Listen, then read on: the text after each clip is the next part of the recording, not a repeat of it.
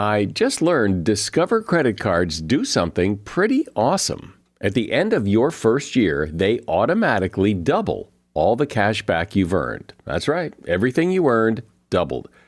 All the cash back from eating at your favorite soup dumpling restaurant doubled. All the cash back from that trip you sort of learned how to snowboard also doubled. And the best part, you don't have to do anything ridiculous to get it. Oh, Discover does it automatically. Seriously, though, see terms and check it out for yourself at discover.com/match. Today on Something You Should Know, simple ways that will make your smartphone battery charge better and last longer. Then a very effective way to solve problems and create new ideas. It's called lateral thinking.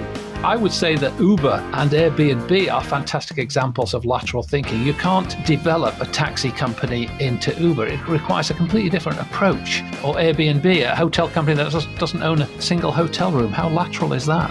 Also, does it matter what time of day you fill up your gas tank?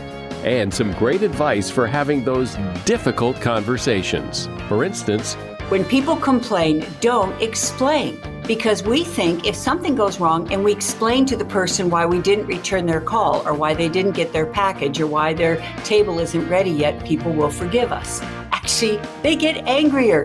All this today on Something You Should Know. U.S. Cellular is introducing US Mode. It's like airplane mode, but for people. It's a way to set up your phone so it doesn't get in the way of people really being with each other. Block distractions and make way for real connection. Give it a try. Visit U.S. Cellular in-store or online, and they'll help you set your phone to US Mode free, even if you're not a customer. Built for superior 5G connection and real human connection. U.S. Cellular, built for us. Find out more at uscellular.com/findus. Something you should know. Fascinating intel, the world's top experts, and practical advice you can use in your life. Today, Something You Should Know with Mike Carruthers. Hi, welcome to Something You Should Know. I'll bet your smartphone that you carry around all day costs a lot of money. It costs a lot of money to buy it, and then you have to pay every month to maintain it and keep it connected. And one way to make sure your smartphone lasts a long time so you don't have to get a new one is to take good care of the battery. One way is to reduce strain on the battery by charging it slower when you can. Both Android and Apple phones allow you to charge the battery slower over longer periods of time, like when you charge it overnight. On an Apple phone, you open the settings and choose battery, and then choose battery health and charging, and then choose optimized battery charging. That turns the feature on. On an Android phone, you go from settings to battery, adaptive preferences, and then adaptive charging. If your phone knows that it can take a long time to charge, like when you charge it overnight, then it will take a long time, and that puts less strain on the battery. Other ways to improve your phone battery's life: keep it away from extreme temperatures, like in a hot car. Take it out of the case when you're charging it. And if you have to store your phone for a long period of time, store it so the battery is half charged. In other words, it's not almost dead, and it's not fully charged, because both of those extremes will shorten the battery's life. And that is something you should know. Sometimes I find myself getting stuck in my thinking. Like when I go to solve a problem, often I'll try to solve it the way I've solved other problems. I think we all get a little set in our ways. Still, we hear about new ways to think, of coming up with ideas, new ways to solve problems and create new things. And what you have to do is just change the way you think, change the way you see the problem. And one way you may have heard of is something called lateral thinking. And it's kind of cool and worth exploring, and I have just the person to help us do that. Paul Sloan is a recognized authority on innovation and creativity. He has written several books on the topic, and his latest is called Lateral Thinking for Every Day. Extraordinary solutions to ordinary problems. Hi, Paul. Hey, thanks for coming on Something You Should Know. Great to be with you, Mike. So I know I've heard the phrase lateral thinking before, and when I think about it, it sort of sounds like it's related to think outside the box, but what is it exactly? What is lateral thinking? In contrast to vertical thinking, where we build block on block, we do things the conventional way, we proceed in a straightforward manner. Lateral means coming at the problem from the side. And thinking outside the box is another term for it, I guess. It's a form of creative thinking. It's just a way of approaching issues and problems in particular, where you're looking for offbeat, weird, sideways type solutions. Can you give me like a very brief, simple example that maybe we would know of lateral thinking in action? There was a little old woman, and when she was sitting at home, if she heard a ring at the doorbell at the front door, she would put her hat and coat on, and then she would go and answer the door. And if it was somebody who she wanted to meet, she'd say, "Oh, I've just arrived home. Come in. We can have a cup of tea." If it was someone she didn't want to chat to, she'd say, "Oh, I'm sorry. I'm just on my way out. We must meet some other time." Now, that's an example of lateral thinking in action. Maybe a little facile one. But there are lots of serious ones too. I would say that Uber and Airbnb are fantastic examples of lateral thinking. You can't develop a taxi company into Uber. It requires a completely different approach to harness all the people who drive for a small fee. Or Airbnb, a hotel company that doesn't own a single hotel room. How lateral is that? Well, when I hear those examples like Airbnb or Uber or Lyft, I wonder if what they did was, let's do some lateral thinking here and come up with a new idea, or is this just a way to retrospectively categorize what they did, that it wasn't intentionally lateral thinking, it's just, well, as we look back on this, that was lateral thinking?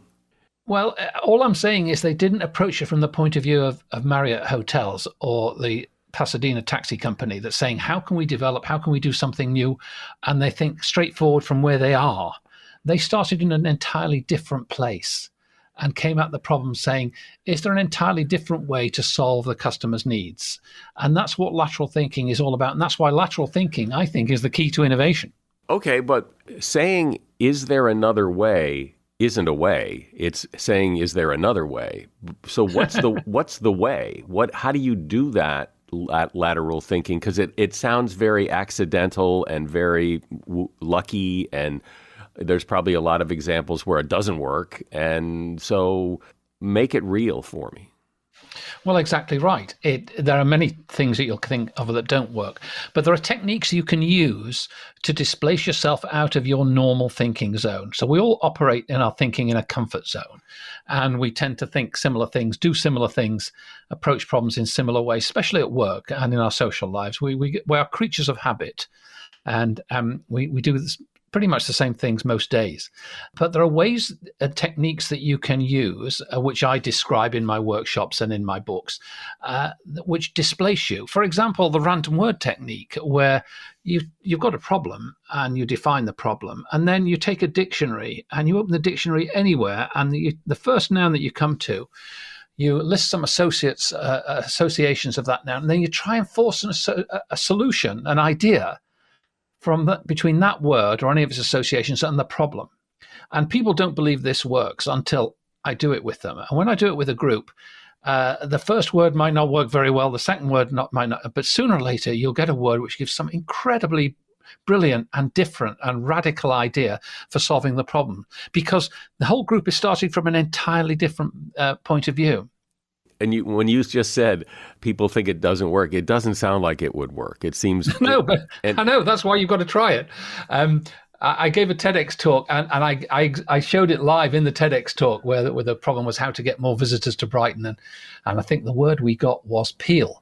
And then we came up with a whole bunch of ideas based on orange peel and peel of bells and peel of laughter and all sorts of different peels and naked people peeling off their clothes. Also, and each of these gave us a different rich source of ideas for how to bring more visitors to the town. So that's the way it works. Rich ideas or good ideas? Well, radical ideas, many of which were silly, many of which are worthless, some of which are impossible. But occasionally out in there, you find a nugget. And so the process is you generate a lot of ideas, and then you go through them and you sift them into a short list of potential ones. Then you discuss them in some depth, in some critical way, using some agreed criteria. And eventually you might refine one or two real nuggets that are really valuable. Sounds very time consuming. Oh, it's time consuming, but it's fun. And you'll get an idea which may pay back, 100 times. In conversations like this, I think examples always help bring it to life, put a face on it. So what are some examples of people doing what you just described? An American group called Wolfpack. They're a funk band based in Ann Arbor, Michigan. And they had a small number of loyal followers. They wanted to do a tour for their followers across the USA, but they didn't have the funds to do that. And they didn't have the resources to release an album and promote it widely. But they did notice something in the terms and conditions of Spotify, which is very interesting. Spotify, as you know, you can play anything you want on there. And any track which is played for more than 30 seconds registers a tiny, absolutely tiny royalty to the originator. And Spotify gets its revenue from advertising and subscriptions. Wolfpack created an album called Sleepify, and on there are 10 or 12 tracks, each of them about 32 seconds long, containing no music. And they said to their fans, just leave this playing on a loop on Spotify overnight when you put it on your computer, and it will just circulate and it'll play these tracks over and over again. And it generated, in the end, nearly $20,000 worth of revenue for them, which Spotify identified the problem, but they were, as good as they were, they paid up. They then changed their terms of reference. That couldn't happen again. But it got them the money they wanted, and it gave them tremendous publicity all around the world because it was a clever way of raising money. And there's always a different way. There's always a lateral approach. There's always a different way of doing things. And they found it. One of the most common examples I give is shopping. If you went to a shop in 1920, it would have been like a Victorian shop. The assistant would serve you. You'd go in, you'd ask for some lard or some butter or some bacon, and they'd go to the back of the store and they'd get what you want and bring it to you. And the server would bring one piece at a time, then run up the total or charge you. And meanwhile, there's a big queue of people behind you, a line of people waiting to be served. And a man called Michael Cullen said, what would happen if we turned the shop around and instead of the assistant serving the customer served themselves? They just went round and collected goods in a basket, and then they paid at the end. And I'll bet people said that's a really stupid idea. They'll get confused. They're wandering around the back of the store. You have to put prices on everything. He said, I'm going to try it. He created the world's first supermarket, the King Cullen store in New Jersey. And, it's a tiny idea. Turn the shop around and let the customer serve themselves rather than the assistant serve the customer. Its impact has been enormous. And it's just, instead of developing the normal way, you do something in an entirely different way. Come at it, the problem from a different direction. It almost seems like lateral thinking is more fun when you look at successful examples than it is to actually do it, because it's kind of hard to do it. It's hard to think in a different way, isn't it? It is, but children do it every day. Children think laterally every day. They come up with crazy things. You give them a box to play in and suddenly it's a castle and a ship and other things, and they ask really weird questions.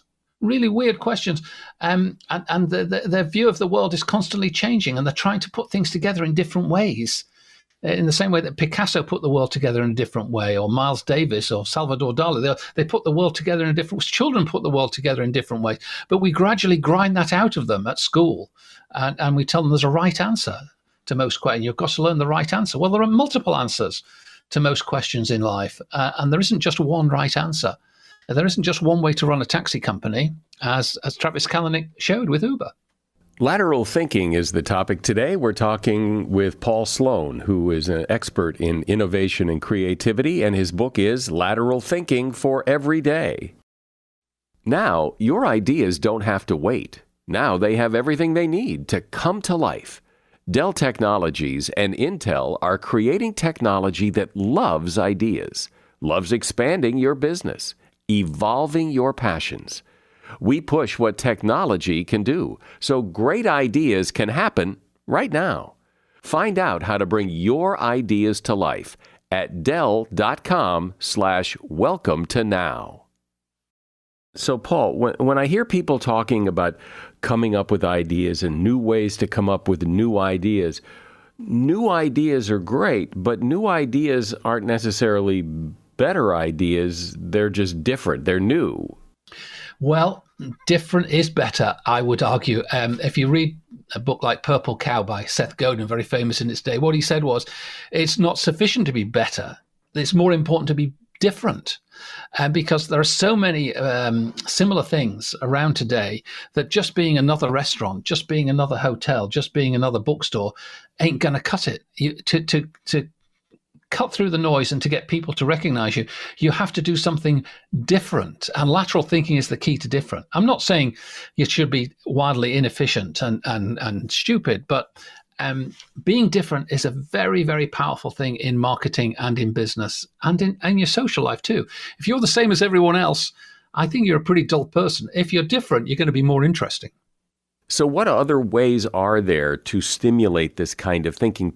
Because if you say to me, Mike, I want you to think differently, well, geez, I don't know, maybe. Oh, how? My advice would be to deliberately do something different every day. Break your routine. So if you normally go to the bridge club, go to the jazz club. If you normally watch Fox News, watch CNN. You know, if you normally do something completely different. Take a different route to work. Read a book. Go to the library and take out some random books. Things like, go to a museum or an art gallery you've never been to. Get some stimulation. Deliberately introduce the random and the different into your world. There was a visitor to the USA, I forget where he was from, and he wanted to see the real USA. He didn't want to just see the tourist sites. And what he did was he'd go to a town, and then he'd queue up at either the Greyhound bus station or the railway station. And the person in front of him, wherever they said they were going, he'd ask for a ticket to that place. Then he'd go there, spend a couple of days looking around that place, and then he'd go to the Greyhound bus station or the train station, stand behind someone, and whatever the person in front of him in the line said, if they said, I want to go to Milwaukee, he'd go to Milwaukee. If they said, I want to go to Pasadena, he'd go to Pasadena. And he took a random route around the USA, and I'll bet he saw more of the real USA than 99% of tourists who just go and see the Statue of Liberty and the Grand Canyon and the Golden Gate Bridge. As wonderful as lateral thinking is, or any method of problem solving or creating new ideas, many times things fail. They don't work out. So do we know, is there a pattern of when ideas or solutions fail, why they fail? Yeah, there's been a lot of research on this, and they reckon that one of the main reasons why some startups succeed and other startups fail is timing. It's luck. It's happenstance. If you happen to be in the right place, in the right market at the right time, you can succeed. And if your invention and the market isn't ready for it, the technology doesn't quite work, the support infrastructure isn't there, then it fails. And to some extent, you've got to try these things and see what happens. And Eric Ries wrote a very good book called The Lean Startup. And what he says in there is the key to a successful startup is a minimum viable product. You start with the smallest, crappiest version that you can make, a mock-up, a wireframe, a model, a series of screen mock-ups. And you show it to the customers and you say, is this what you want? And they'll say, well, we like this, but we don't like this. And instead of spending a lot of time building a prototype, which is complete, you build the minimum viable version you can get for a few $1,000s if you can. And off you go and you test it. And the purpose of that prototype is not payback, it's feedback. Is there an example that comes to mind of who did that and did it well? Well, I'll tell you someone who didn't do it well was Segway. So the Segway, you remember that machine? It was going to revolutionize movement, and it was kept under tight wraps. It was a state secret. Only a handful of people knew what it was like. And then they announced it, and to great fanfare, and they thought it was going to change the world. And it didn't go down well. People thought it looked a bit silly because they hadn't tested it with customers. They hadn't been out there. They hadn't got that feedback. And most really successful startup companies nowadays do try this fast feedback. And FMCG companies, Procter and Gamble, Johnson and Johnson, Unilever, they'll often produce a number of a potential product, and they put 100 of them on the shelves, and they just watch and see if customers go for them. And if the customers don't like them, they withdraw the product, the mock-ups, and if it works, then they'll roll it out. So they've learned that the best way to test a product is to test the product, not to do it with a focus group, not to do it with analysis and spreadsheets, but actually put it in the marketplace in real world situation and see what the customers like and what they don't like.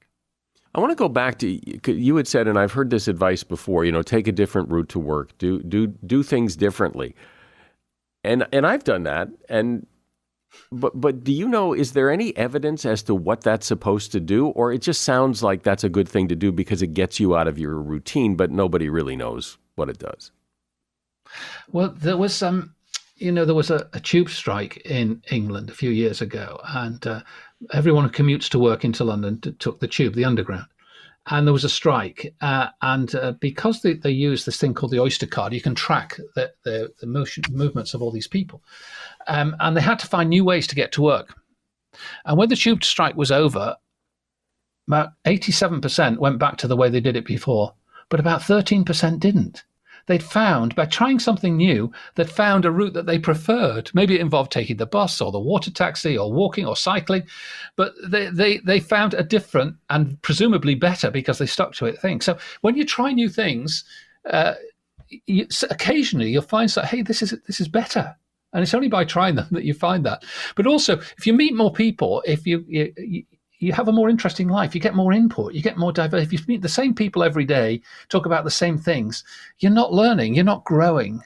And creativity is all about new stimuli. It's about putting familiar things together in different ways. And you do that by mixing with different groups, by going to countries you've never been to before, by mixing with cultures you've never met before. You learn things all the time. Yeah. Well, I get that. And I've come up with a couple of good ideas in my life, but I don't know how I did it. And it seems like when you try, it's harder than when you just let it happen. Like if something just hits you, but it all seems so magical and mystical and happenstance. But it's like every time you sit down to try to come up with an idea, that's like the worst way to do it. Well, there are people who sit down and come up with ideas, There's one of my favorite books on creativity is by Jack Foster. It's called How to Get Ideas. And he worked in an advertising agency for most of his career. And sometimes they'd just sit down in the morning and they'd come up with ideas. And they said, we're not going to lunch until we've come up with another 5 great ideas. And because there was a big incentive to go to lunch, they'd come up with those ideas. So it can be done. And I run a lot of brainstorm sessions for people where we start off and I say, we're looking to generate over 100 ideas. People, 100 ideas, that's a lot, but we generate well over 100 ideas, and then you sift them down. So, and many of those ideas are terrible, they're stupid, they're silly, but silly ideas prompt fresh ideas. And that's how you get there. It's by going outside the bounds of the conventional that you stimulate the imagination to come up with something creative, and occasionally that's workable and practical and brilliant. Well, because I love the stories, tell me one more really good lateral thinking success story. There's one famous story about a company that packed crockery and glassware and sent it all over the USA. And what they used to do was they would wrap the crockery in newspapers. Whole newspaper, wrap it around the glassware, put it in the box, and then send it off. And what they found was that people kept stopping to read the newspapers. I don't know if you ever look through old newspapers, there's always something fascinating in an old newspaper. And the productivity was low because of this. They had a brainstorm about how to solve this problem, and they discussed various ways. And the chief sales officer, who was a bit of a tiger, he said, well, why don't we poke people's eyes out? And that way they couldn't read the newspapers, and they just fold things up. And that's an outrageous idea, poke people's eyes out. And somebody else said, why don't we employ blind people? And they went to the local blind school and they said, have you got people who'd be happy to do wrapping up packaging all day? And they said, yeah, we've got lots of people. And they did that. And that's where the crazy idea, the outlandish idea, the idea which nobody in a normal meeting would utter, poke people's eyes out, generated and led to a very good workable idea. Well, I always think it's fun to look at how people come up with ideas, and this idea of lateral thinking really gets you thinking. I mean, it's fun to play with it, and who knows what you'll come up with. I've been talking with Paul Sloan. He is a recognized authority on innovation and creativity, and his latest book is called Lateral Thinking for Every Day: Extraordinary Solutions to Ordinary Problems. And there's a link to that book at Amazon in the show notes. Thank you for coming on and talking about this, Paul. I appreciate it. Really enjoyed it, Mike. We all find ourselves in conversations from time to time that are, shall we say, tricky, challenging, sensitive. Conversations today can seem more difficult. People are easily offended. Maybe you have people in your life that you avoid having conversations with, but you'd really like to talk to them. It's just too risky.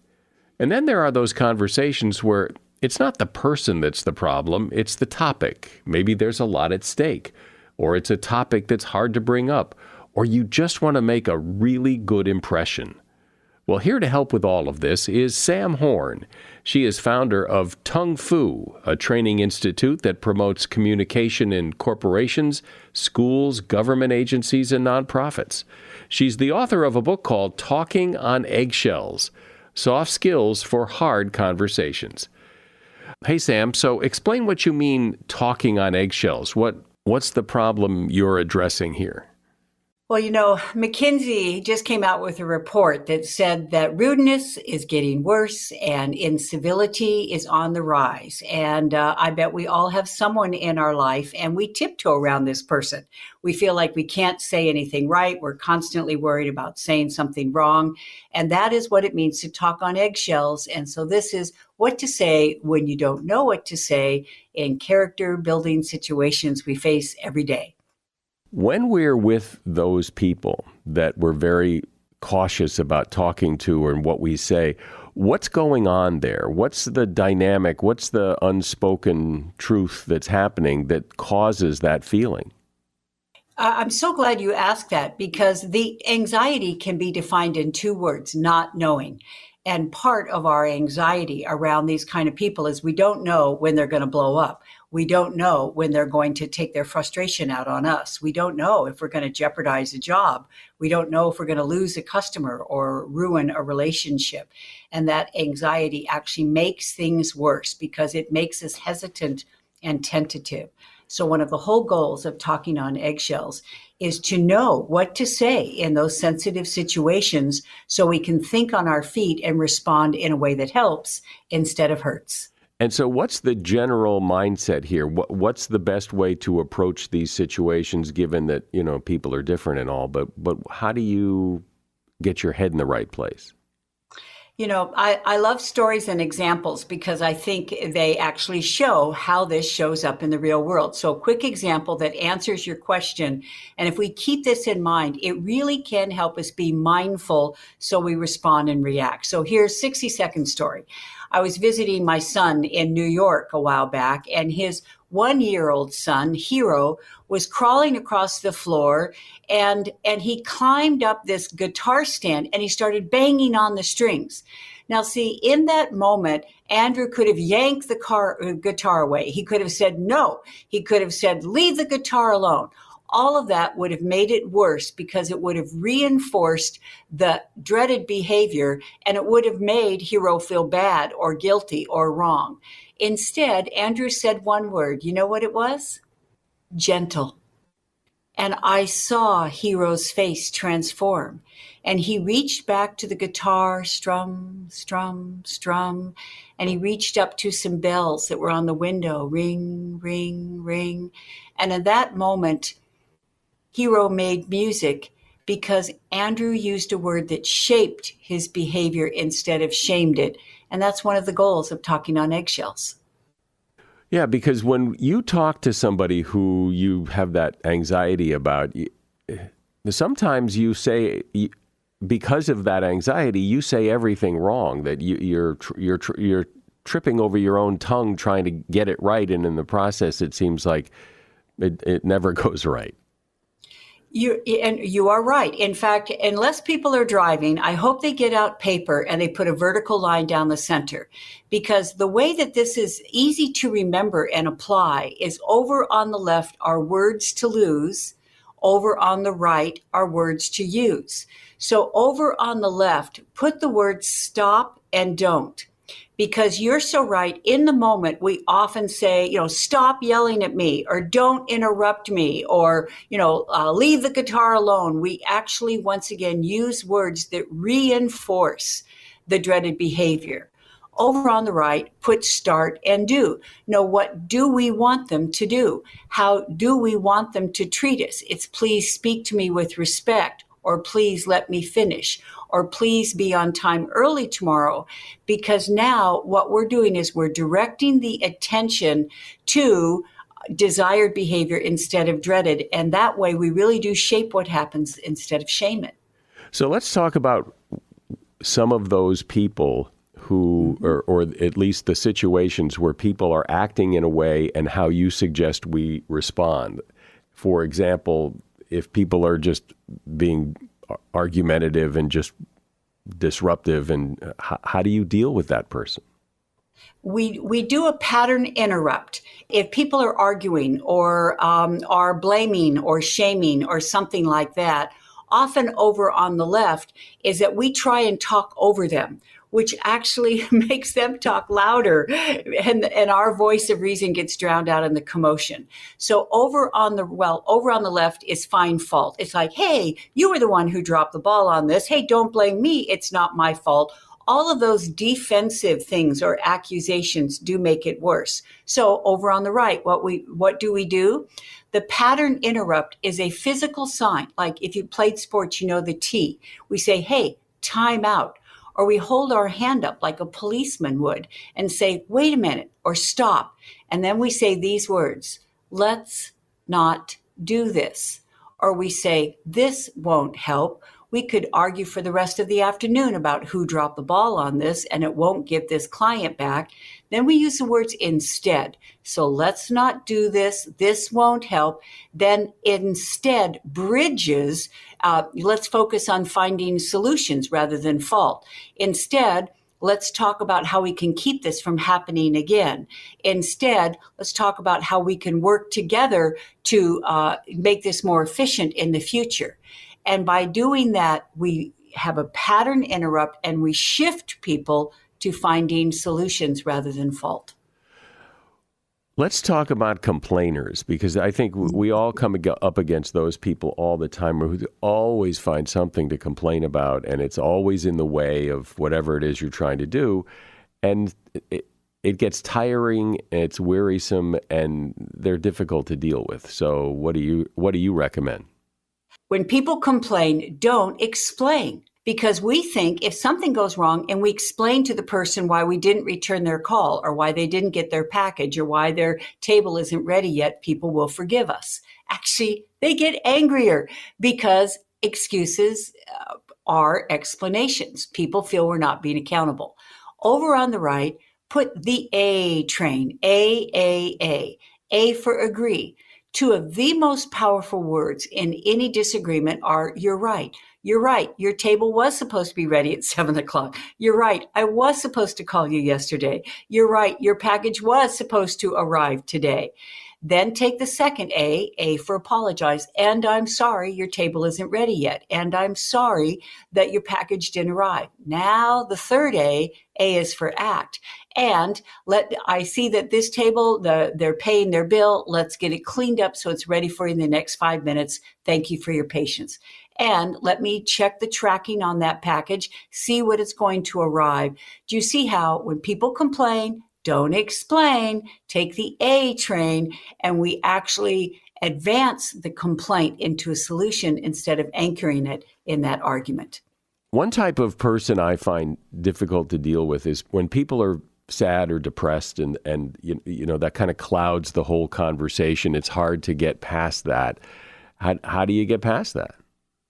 Once again, you're bringing up situations that all of us face almost on a daily basis. Someone is angry. Someone is accusing us of something that's not our fault. Someone is unhappy. Someone's taking our frustration out on us. So this is the situation where someone is sad or unhappy. And guess what we do? Over on the left, we try and comfort and console them. Well, we've all had this happen to us. Oh, things will be better tomorrow. Well, you've got to look on the bright side. Oh, that happened to me. And we're trying to make them feel better, and we actually make them feel worse when we try and comfort and console them. A quick example, and then we'll talk about what to put on the right, is that in one of my Talking on Eggshells workshops, we were talking about this very idea. And the gentleman, he slapped his hand to his forehead and he said, "Oh, I've got to talk to my brother." I said, "Why?" He said, "My brother and his wife have a new baby, and the baby never sleeps." The baby wakes up every hour on the hour. They're exhausted. And he called me last night and he was talking about it. Guess what I said? "Welcome to the next 18 years. My brother hung up on me. And in the moment, I thought, it might help him feel like, well, he's not alone. This happens, etc. No, I made him feel worse. He resented me. So what do we do over on the right? We paraphrase what it is they're saying with a question. So your daughter, never sleeps for more than an hour at a time? Yeah. So you and your wife are exhausted? Yeah. Now you may feel, but Sam, that doesn't help. Yes, it does. Because when people are sad and unhappy, they don't want advice. They want our ears. They want to get it off their chest. And this magical thing happens. When we paraphrase back what someone says, they say, yeah, so it's like really, this isn't the golden time you thought it would be. Yeah. So you and your wife are one. Yeah. And you know what that means? That means they feel heard. We didn't give them advice. We didn't try and make them feel better. All we did was feed back what they said in a way that they knew someone cared enough to listen without giving them advice. Do you have some advice for, it's not the type of person or what they say that's so much trouble, it's the situation. And what I mean by that is, if it's a really important conversation, sometimes people in their own head get anxious or because there's so much riding on it, and they get tongue-tied and they act very sheepish. And is there some sort of framework you can put around that will help you not fall into that sheepish, anxiety-ridden response? When it's a high-stakes conversation, when there's a lot on the line, we often turn to doubts. We turn to worries. Oh, what if my mind goes blank? What if I blow it? What if what if I don't get a yes to this, etc.? And those doubts and fears become self-perpetuating, and they feed our anxiety. And we're not going to get a yes, or people will not believe what we're saying because of that unsureness. So let me give you a quick example, and then once again, we'll talk about what to do about it. Candy Lightner, you may know, who is the founder of Mothers Against Drunk Driving. And her daughter was killed by a drunk driver on the way to prom. And she spiraled into anxiety and depression. And after several months, she realized this would not bring her daughter back. And she founded MADD. At her very first speaking event, there were 1,000 people in the room. She is standing in the wings, and her knees are shaking, her palms are sweating, and her friend is with her. And she says to her friend, "I didn't sign up for this." She said, "I don't think I can do this."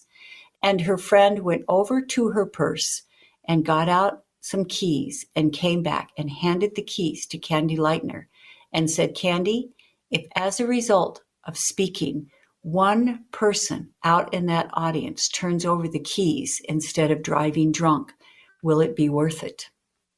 And that focused her on what matters, which is on connecting with people, on this opportunity to share a message she believes strongly in, on this opportunity to actually plant a seed of action that people can take in order to be a better parent or a better partner or a better citizen, etc.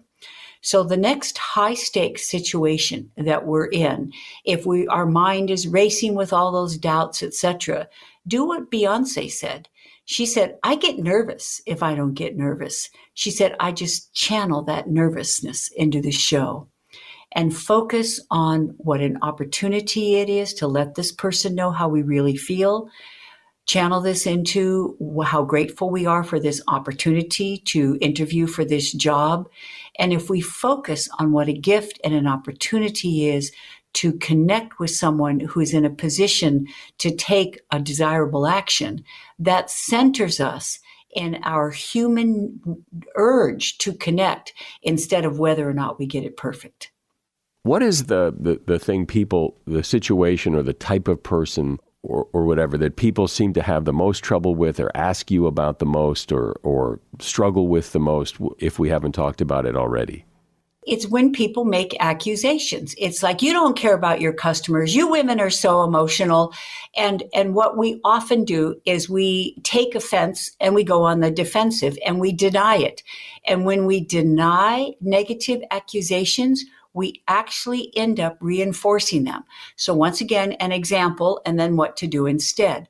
I was speaking at a women's leadership conference, and in the Q&A afterwards, a woman put her hand up and she said, Sam, why are women so catty to each other? Now, I'd heard that question many times before, and I thought it was time to reframe it. So I did what I call a Don Draper, because Don Draper in the TV show Mad Men said, if you don't like what's being said, change the conversation. So I said, ladies, let's agree to never ask or answer that question again, because every time we do, we reinforce that negative stereotype. So from now on, if that comes up, change the conversation and go on record with what you do believe instead of what you don't. So say, you know what I found? Women are real champions of each other. In fact, I wouldn't have this speaking engagement if Joyce hadn't stepped up for me. So if someone says, you don't care about your customers, and you say, we do too care about our customers. Now we're arguing with our customers about whether we care about our customers. Instead, over on the right, write down these 4 words. What do you mean? Or what makes you think that? Because if instead of reacting and denying, we do too care about our customers, instead say, well, what do you mean? Well, I've called 3 times and no one's returned my messages. Or, I've been waiting now for 20 minutes and no one's even looked up from the real issue.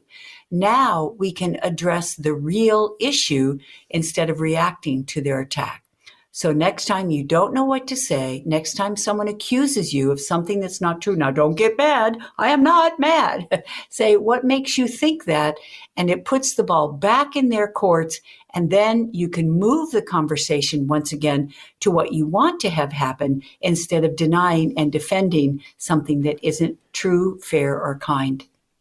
In any conversation, it always seems to me anyway that the first few seconds of that conversation sets the tone. You identify who you are and what you're willing to, where your boundaries are. There's something about those first few seconds that really matter as the conversation moves forward. And how do you recommend people start that conversation or assert themselves in a way that says, this is who I am, and this is what I'll tolerate, and let's move forward in a great way? So I love this question about what we can say right out of the gate that puts us on the same side instead of side against side, because that's one of the goals of talking on eggshells. In fact, John Mackey, who's the founder of Whole Foods, said that this is the course correct for today's cancel culture. So first I'm going to say what not to say, and then once again what to say that makes us more cooperative instead of conflict, is that in almost every disagreement, both people are using this little 3-letter word, but. Over on the left, put but. Well, I hear what you're saying, but. Well, I'm sorry that happened, but. Well, you did a good job on that, but. Well, I realize it's important to you, but. And if we are using that word, but, what we are letting that person know is that we are making them wrong, that what they said is not true, that what they say isn't important, that we don't care. That word, but, creates more conflicts than any other word in the English language. Over on the right, substitute it with and. I hear what you're saying, and let's talk about how we can handle that more effectively in the future. It's like, I'm sorry that happened, and thank you for bringing it to my attention. You did a good job on that, and could you please add a paragraph? Do you see how the word and does not have to agree with what they said? It just doesn't argue with it or cancel it out. So instead, use the word and what you're doing is you're letting that person know that you're hearing what they're saying instead of canceling it out, and you're moving forward to what can be done about it instead of right out of the bat making them wrong. So much of your advice, what you're saying is really counterintuitive until you stop and think about it. And then you go, yeah, that's exactly right. I appreciate you sharing that advice. Sam Horn has been my guest. The name of her book is Talking on Eggshells, Soft Skills for Hard Conversations. And there's a link to that book at Amazon in the show notes. It's been fun, Sam. Thanks for coming on. Is there a best time to fill up your gas tank? Not really.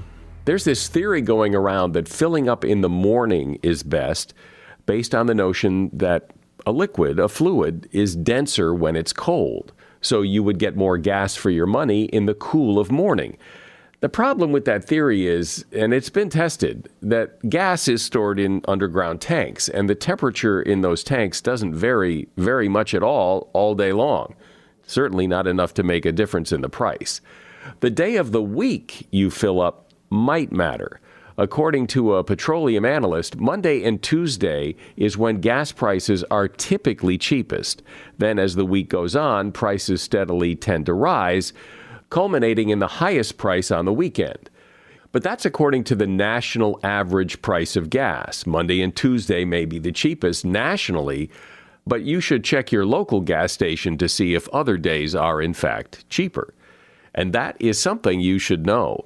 The very best way to support this podcast is, well, a couple of ways, actually, to support our advertisers and also spread the word about the podcast. Let other people know about it, ask them to listen, and help us grow our audience.